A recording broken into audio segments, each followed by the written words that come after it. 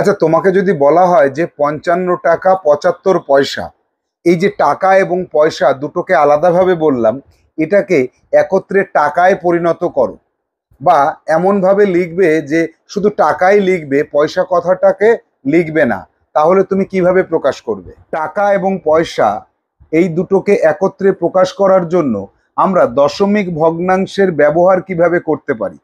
অর্থাৎ টাকা পয়সাকে একত্রে টাকায় প্রকাশ করার সময় আমাদের দশমিক ভগ্নাংশের ব্যবহারিক প্রয়োগ জানতে হয়।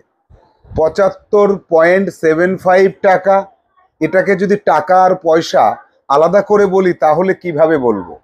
আবার বলা হলো যে 55.55 টাকা এবং 64.36 টাকা, এই দুটো আলাদা টাকাকে একত্রে যোগ করো, যোগ করার পরে কত টাকা কত পয়সা হয় সেটাকে আলাদা করে লেখো। কিভাবে করব? আমরা দেখে থাকি যে আমার গণিত বইয়ে টাকা পয়সার বিষয়ে যে যোগ অঙ্কগুলি রয়েছে, সেই যোগ অঙ্কগুলিকে যদি একটা পূর্ণদৈর্ঘ্যের ক্লাসে আমরা বুঝে নিতে পারি এবং সমস্যাগুলিকে সামনে এনে তার ব্যবহারিক প্রয়োগ এবং সমাধান কৌশলকে শিখে নিতে পারি, তাহলে টাকা পয়সা বিষয়ক যে যোগ অঙ্কগুলি রয়েছে সেগুলি আমাদের কাছে একদম ক্লিয়ার হয়ে যায়।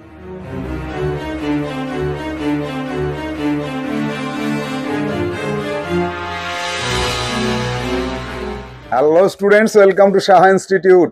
আজ আমরা পঞ্চম শ্রেণীর আমার গণিত বইয়ের টাকা পয়সা বিষয়ক সমস্যার সমাধান করব।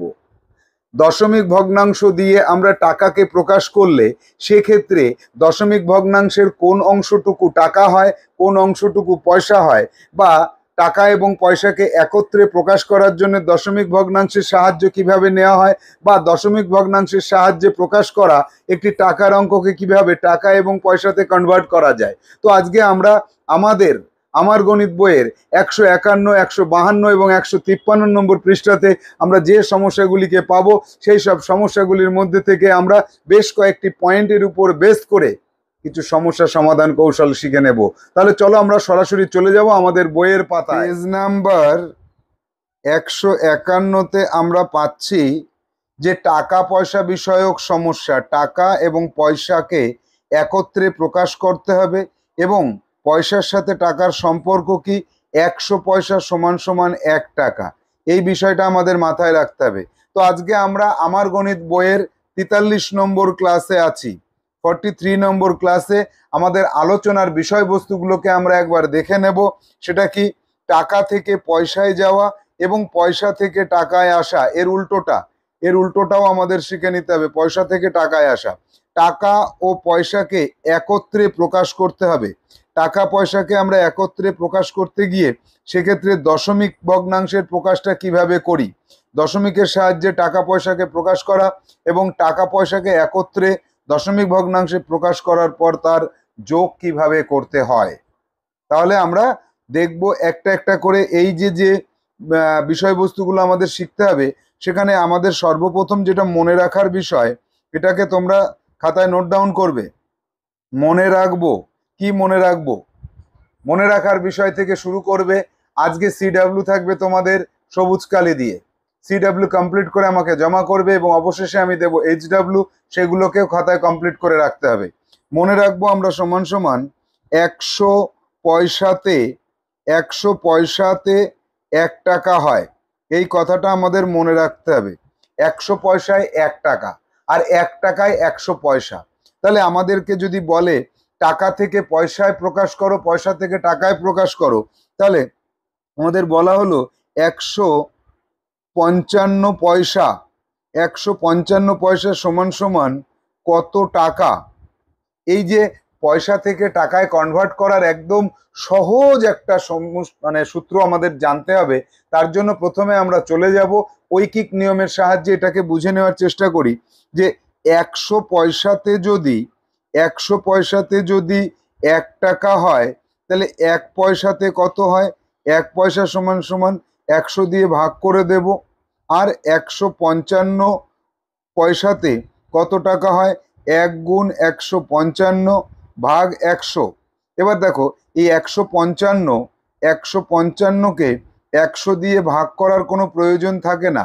155কে আমরা যদি এইভাবে ভাগ আকারে লিখি, এইখানে একটা দশমিক বিন্দু থাকে, দুটো শূন্যর জন্য দশমিক 2 ঘর আগে চলে আসবে, তাহলে 1.55 হবে উত্তর। তো এখানে আমরা চলে আসব 1.55 টাকা। তাহলে আলটিমেটলি আমরা কি পেলাম, এখানে লিখি 155 পয়সা সমান সমান 1.55 টাকা। আবার যদি লিখি 265 পয়সা, সেটাকেও তুমি এইভাবে ভাগ করে দেখো বা নিজে নিজে চেষ্টা করো। 265কে 100 দিয়ে ভাগ করে দেখো কত হয়, 2.65 টাকা। অর্থাৎ সহজ সূত্রটা কি? সহজ সূত্রটা হলো পয়সার ডান পাশের থেকে দুটো ঘর আগে দশমিক বিন্দু বসিয়ে দিলে টাকায় পরিণত করা যায়। এই যে সহজ সূত্র যেটা শিখলাম, এই সূত্রটা ধরে এবার আমরা কতগুলি অঙ্ক করি। যেমন ধরো 635 পয়সা যদি তোমার কাছে থাকে, সেটা সমান সমান 6.35 টাকা তুমি লিখতে পারো। আবার তোমার কাছে যদি 1071 পয়সা থাকে, তাহলে তুমি তাকে টাকায় লিখতে পারো 10.71 টাকা। অর্থাৎ আর একটা এক্সাম্পল দেখব, 6259 পয়সা, এইটাকে টাকায় পরিণত করতে যদি বলে, তাহলে কি করব, 6259। এবার এখানে একটা দশমিক বিন্দু আছে, একে এক ঘর দু ঘর বাম দিকে নিয়ে আসতে হবে, অর্থাৎ 62.59।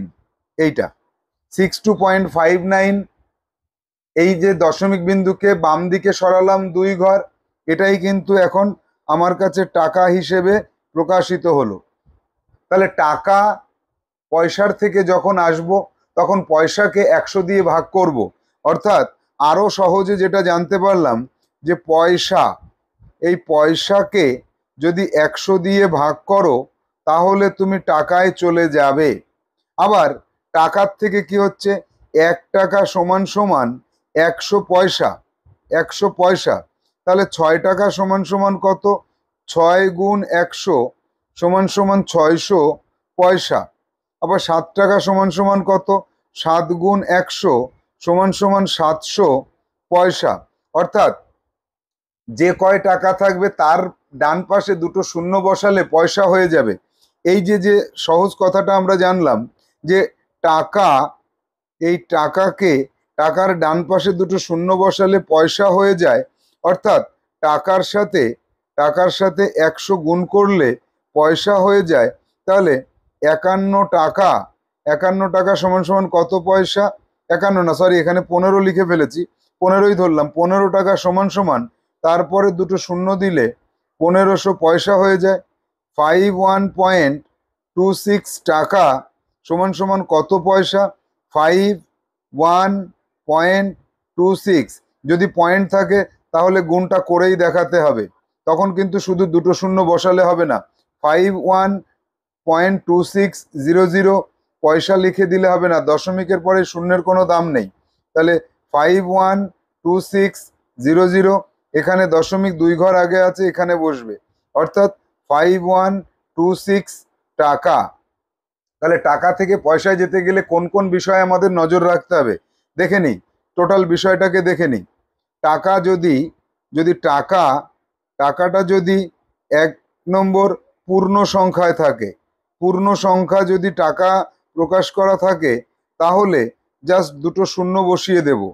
আর যদি 2 নম্বর টাকা যদি দশমিক দশমিক সংখ্যায় থাকে, তাহলে কি করব, তাহলে ওই দশমিক বিন্দু যেটা আছে, দশমিক বিন্দুকে 2 ঘর, দশমিক বিন্দুকে 2 ঘর ডান দিকে সরাবো, ডান দিকে সরাবো। আর কি, সব ক্ষেত্রে যেটা প্রযোজ্য হবে, 100 দিয়ে, এটাতে কোনো ভুল হবার সম্ভাবনা থাকবে না, 100 দিয়ে গুণ করব, তাহলে টাকা থেকে পয়সায় চলে আসবে। টাকা থেকে পয়সায় চলে আসতে পারবো আমরা 100 দিয়ে যদি গুণ করি, তাহলে আর কোনো সমস্যা থাকবে না। এবার আমরা আমাদের প্রাথমিক আলোচ্য বিষয়বস্তু জেনে গেলাম। এবার আসবো আমরা টাকা এবং পয়সাকে যদি একত্রে বলা থাকে, তাহলে কি করে আমরা সংক্ষেপে প্রকাশ করব। সংক্ষেপে প্রকাশ করার আগে আমাদের একটু বুঝে নিতে হবে। ধরো তোমাকে বলা হলো যে 16 টাকা 65 পয়সা এই দুটোকে আলাদা করে বলা হলো। তো এবার আমরা একটা কাজ করি, এই 65 পয়সাকে টাকায় প্রকাশ করি আগে। তাহলে 65 পয়সা সমান সমান 65/100 সমান সমান 0.65 টাকা। তাহলে আমি এখানে কয়টা টাকা পাচ্ছি? 16 টাকা পাচ্ছি প্লাস 0.65 টাকা পাচ্ছি। তাহলে উপর নিচে বসাই, 16.00 আর 0.65 এই দুটোকে যোগ করি, তাহলে 16.65 টাকা। এই তাহলে টাকা এবং পয়সাকে একত্রে যেটা আমরা প্রকাশ করলাম, ফাইনালি যে জায়গাটায় আমরা আসলাম, এই জায়গাটা একটু লক্ষ্য করো। ফাইনাল জায়গাটাকে কি বলেছিলাম আমি? যে 16 টাকা 65 পয়সা, এটাকে একবারে টাকায় পরিণত করতে হবে। তাহলে 16.65 টাকা হয়েছিল। অর্থাৎ টাকা এবং পয়সাকে একত্রে প্রকাশ করতে গেলে টাকার পরে দশমিক আর পয়সার আগে দশমিক, এই জায়গাটা ক্লিয়ার হলো না? এবার তাহলে আরেকটু ভালো করে বুঝে নিতে হবে যে 95 টাকা আছে তোমার কাছে আর 62 পয়সা আছে। তুমি কি করবে? 95 টাকার পরে দশমিক দেবে আর 62 পয়সার আগে দশমিক দেবে, দিয়ে টোটালটাকে একত্রে টাকা হিসেবে প্রকাশ করা যাবে। তাহলে টাকা আর পয়সা যদি তোমার কাছে আলাদা করে বলা থাকে, তাকে এক কথায় টাকায় প্রকাশ করবে কিভাবে? এইভাবে প্রকাশ করতে হবে। এবার আসবো এর ঠিক উল্টো ঘটনা। বলা হলো যে 104.53 টাকা, এটাকে টাকা এবং পয়সায় প্রকাশ করব। তো আমাদের জানতে হবে দশমিক বিন্দুর বাম পাশেরটা হচ্ছে টাকা আর দশমিক বিন্দুর ডান পাশেরটা হচ্ছে পয়সা। এইটা পয়সা। তাহলে কি করব? তাহলে এবার আমরা 104.53 কে টাকা পয়সায় প্রকাশ করো।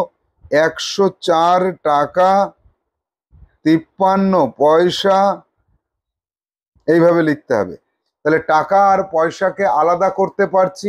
আবার টাকা পয়সাকে আলাদা করে বলা থাকলে আমরা একবারে প্রকাশ করতে পারছি। আর একটা দেখে নেব যে 604 টাকা আর 95 পয়সা, একে একত্রে টাকায় পরিণত করো। 604.95 টাকা। তাহলে এই টাকায় থাকলে আমরা পয়সা এবং টাকাকে আলাদা করব কিভাবে? আর টাকা পয়সাকে আলাদা থাকলে আমরা শুধু টাকায় পরিণত করব কিভাবে? এই বিষয়টা আমাদের কাছে ক্লিয়ার হলো। এবার আমরা যাব সরাসরি বইয়ের সমস্যাগুলোতে। দেখো, এক দাগের যে সমস্যাটি আছে, এক দাগের সমস্যাটিকে আমরা পড়ব প্রথমে। বাবা বাজার থেকে 17.80 টাকার বেগুন কিনেছেন, 25.70 টাকার পেঁয়াজ কিনেছেন, 12 টাকার লেবু কিনেছেন। বাবা মোট কত টাকার বাজার করেছেন?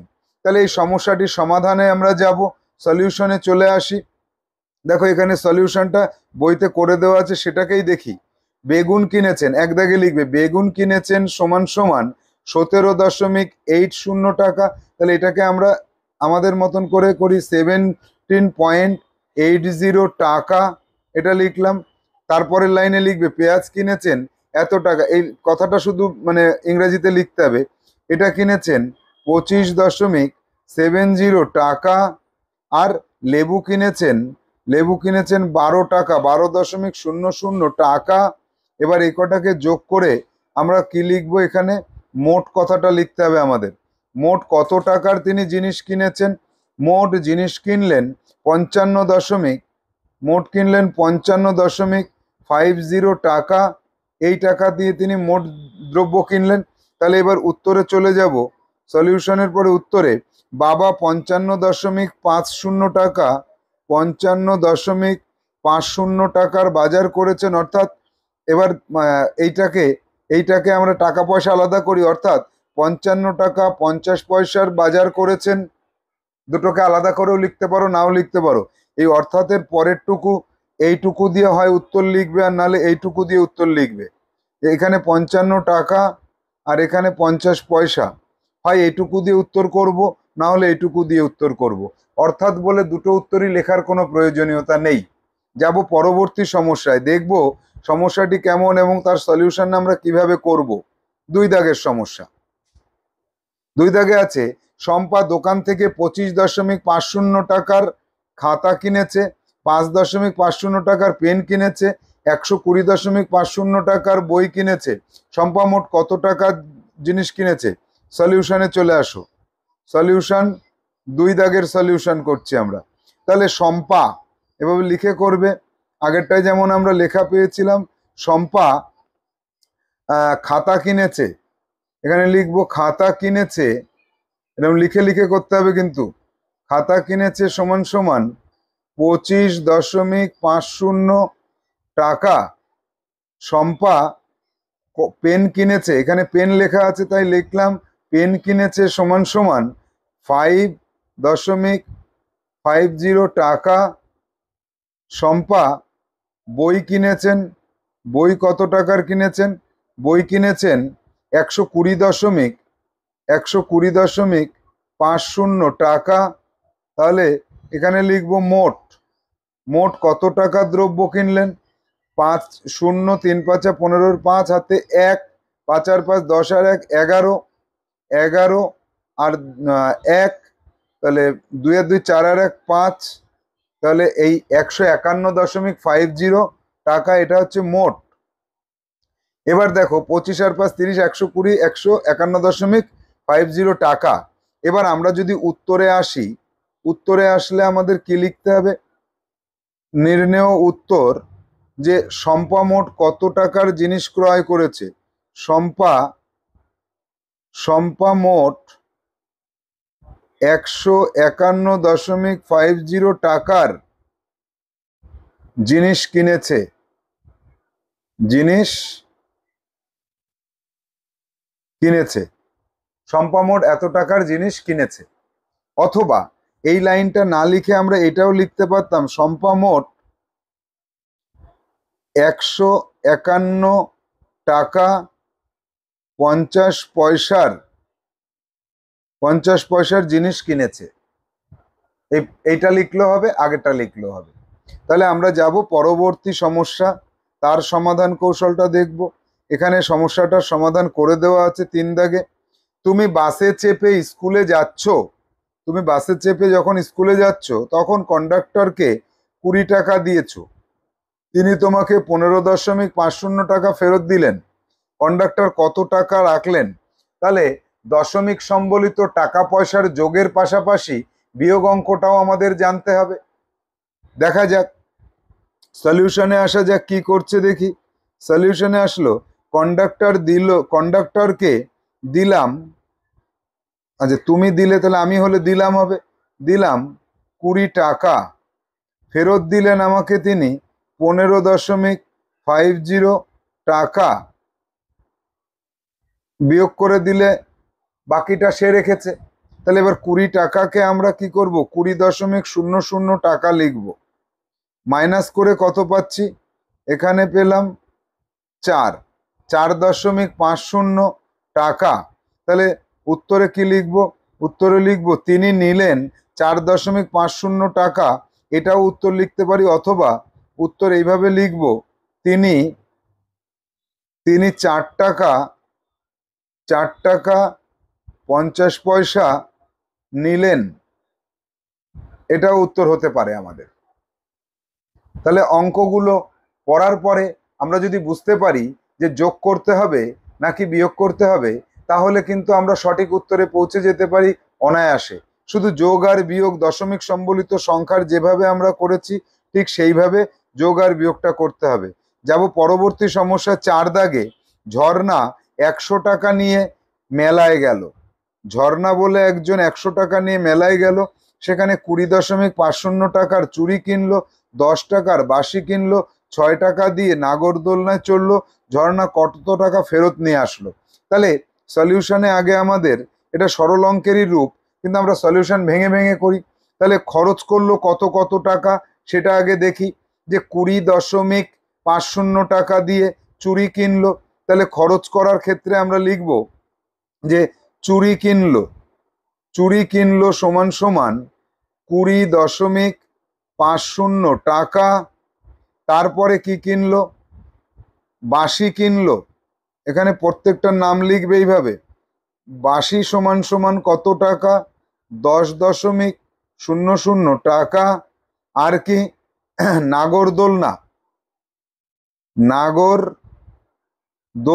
দোলা লিখলাম। নাগরদোলায় 6.00 টাকা।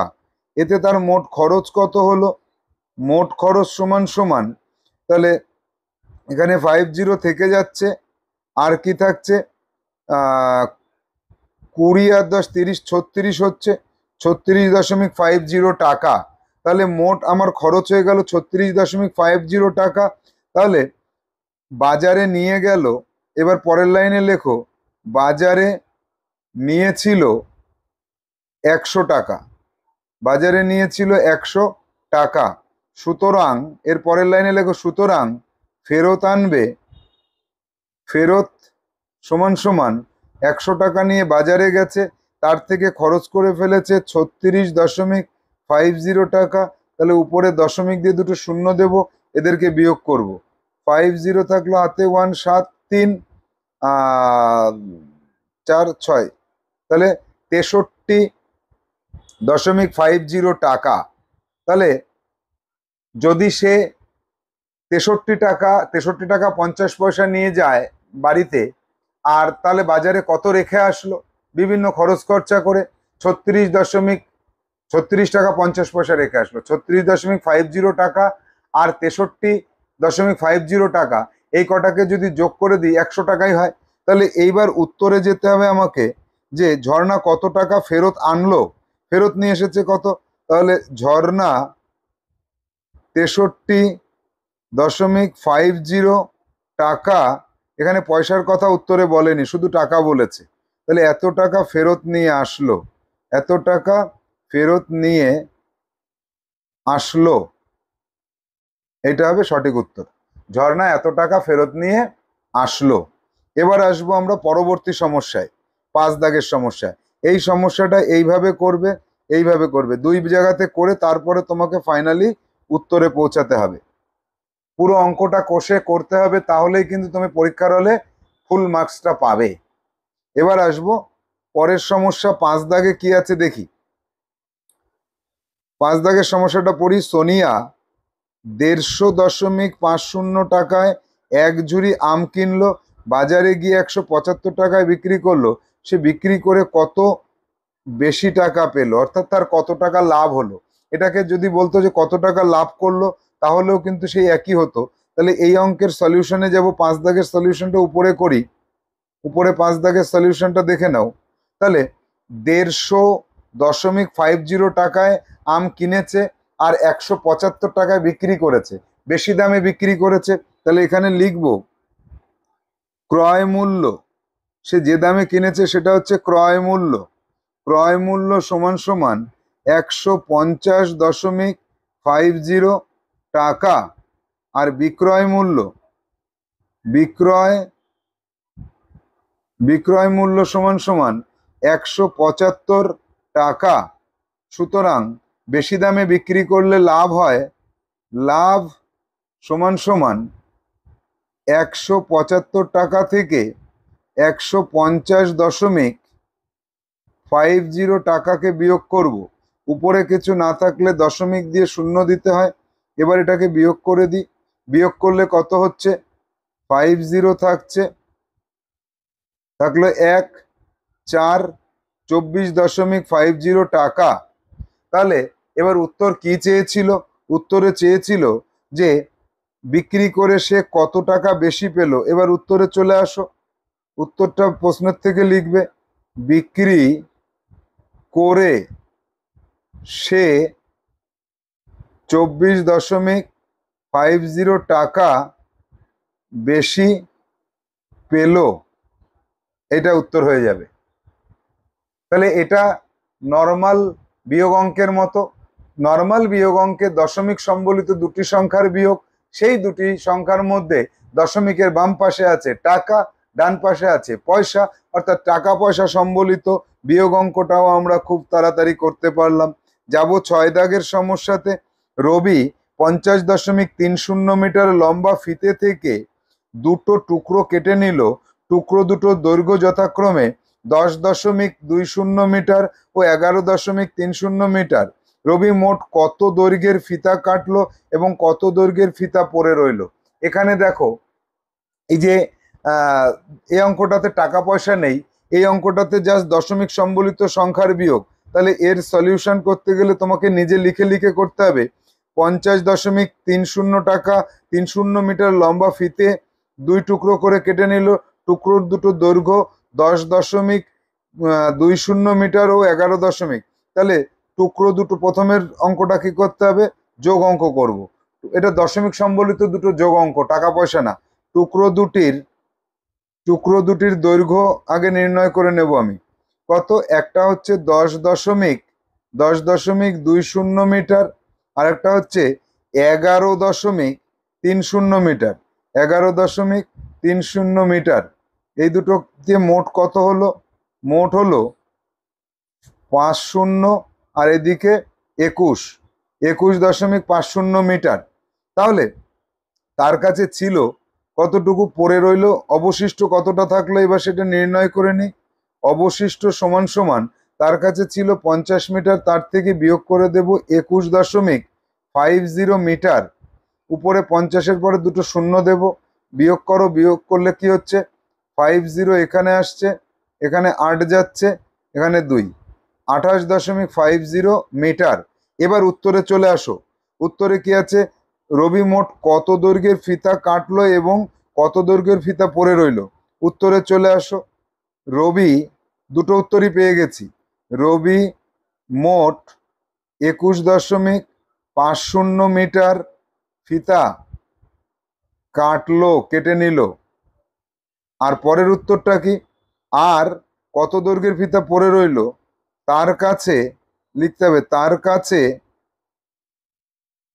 28.50 মিটার কাপড় পড়ে রইল।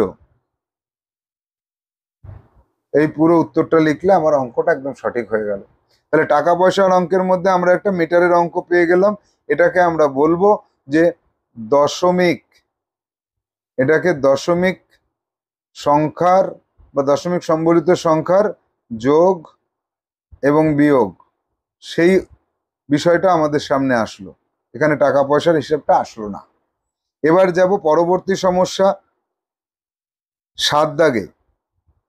14.09 মিটার লম্বা বাঁশের 4.2 মিটার কাদায় 3.01 মিটার জল ও কাদায় মোট কতটুকু ডুবে আছে? জল ও কাদার উপরে কত মিটার বাঁশ আছে? তাহলে এর সলিউশনটা এর ঠিক আগের অঙ্কের মতো করে করতে হবে, 7 দাগেরটা। তাহলে জল ও কাদা, এখানে কি করব? জল ও কাদায় আছে, জল এবং কাদা মিলিয়ে জল ও কাদায় আছে কতটুকু যোগ করে দাও। জলে আছে 3.01 মিটার, কাদায় আর জলে আছে, এই কাদায় আর জলে আছে, কাদায় আছে 4.20 মিটার আর জলে আছে 3.01 মিটার। দুটোকে যোগ করলে হয় 1, 2, 7.21 মিটার। তাহলে প্রথম প্রশ্নটার উত্তর কি চেয়েছে? যে জল ও কাদায় মোট কতটুকু ডুবে আছে। তাহলে উত্তর লিখে দাও।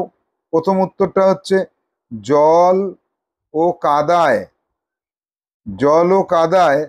7.21 মিটার ডুবে আছে, এটুকু লিখলাম। পরে আছে যে জল ও কাদার উপরে কতটুকু আছে। তাহলে বাঁশটা ছিল মোট কত? 14.09 মিটার। তাহলে উপরে আছে। এবার পরের পার্টটাকে কি করব? উপরে আছে, উপরে রইল যেটা মোট দৈর্ঘ্য 14.09, তার থেকে 7.21 বিয়োগ করে দাও। বিয়োগ করে পেলাম 8, এখানে বিয়োগ করে পেলাম 8, 8 আর 6 14, তাহলে 6.88 মিটার, 6.88 মিটার। তাহলে পরের উত্তরটাই নিচে লেখো যে জল ও কাদার উপরে, তাহলে এখানে লেখো জল ও কাদার উপরে আছে, জল ও কাদার উপরে আছে 6.88 মিটার। পুরো সমস্যার সমাধান হয়ে গেল আমাদের এবং উত্তরেও আমরা পৌঁছে গেলাম। কোনটা করলাম? 7 দাগের অঙ্কটা করলাম। যাব পরবর্তী সমস্যাতে। 8 দাগের সমস্যায় কি বলছে দেখি। আমি ফুলের দোকানে 10.50 টাকা, মিষ্টির দোকানে 50 টাকা 50 পয়সা, বইয়ের দোকানে 110.50 টাকা দিলাম। এখন আমার কাছে 20 টাকা আছে। প্রথমে আমার কাছে কত টাকা ছিল? তাহলে আমি যা যা দিয়েছি আর আমার কাছে যা আছে সবকটা মিলিয়েই তো আমার কাছে ছিল, তাহলে সবকটা যোগ করতে হবে। এই যোগ অঙ্কটা করার সময় এই 50 টাকা 50 পয়সাটাকে আমাকে টাকায় পরিণত করতে হবে। তাহলে আমি প্রথমেই সলিউশনের প্রথমেই কি করব? একদম প্রথমে কি করব? 50 টাকা 50 পয়সা এটাকে একত্রে লিখে নেব 50.50 টাকা, এইটা আগে করে রাখবো। এরপরে যাব মোট ইকুয়াল টু, মোটটা এবার নির্ণয় করব 10.50, তারপরে 50.50, তারপরে 110 মানে 110.50, আর আমি 20 টাকা এখনো পকেটে রয়েছে, এইটাকে যোগ করে দিতে হবে। তাহলে এখানে পাচ্ছি 0, এখানে পাচ্ছি 5, 3 5 15 5 হাতে 1, এখানে পেলাম 1, আর এখানে কত পাচ্ছি 1 আর 5 6 আর 1 7 আর 2 9, তাহলে 191.50 টাকা। তাহলে প্রথমে আমার কাছে কত টাকা ছিল? এবার উত্তরটা লিখি। প্রথমে উত্তর লেখো। প্রথমে আমার কাছে 191.50 টাকা ছিল, এটা উত্তর। 8 দাগের উত্তরটা জাস্ট যোগ অঙ্ক। শুধু একটা জায়গায় 50 টাকা 50 পয়সা আছে, এটাকে টাকায় কনভার্ট করতে হবে, যেটা আমরা আজকে শুরুতেই শিখে নিয়েছিলাম। যাব 9 দাগের সমস্যায় যে 720 পয়সা সমান সমান কত টাকা।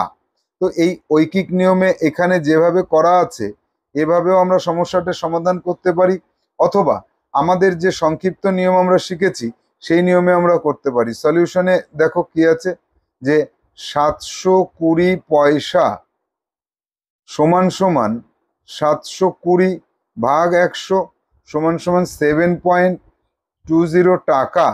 এটাও আমরা করতে পারি, অথবা দিয়ে আর একটা করো যে 720 পয়সা সমান সমান ডান পাশ থেকে দুটো ঘর আগে দশমিক বিন্দুকে নিয়ে আসো, এই এত টাকা, এক লাইনে হয়ে যাবে। ঐকিক নিয়মে, এই যে এখানে ঐকিক নিয়মে করেছে, আমরা 2 রকম ভাবে করলাম। এবার আসবো, এবার চেষ্টা করে দেখা যাক সেই অঙ্কে 850 পয়সা সমান সমান কত টাকা কত পয়সা।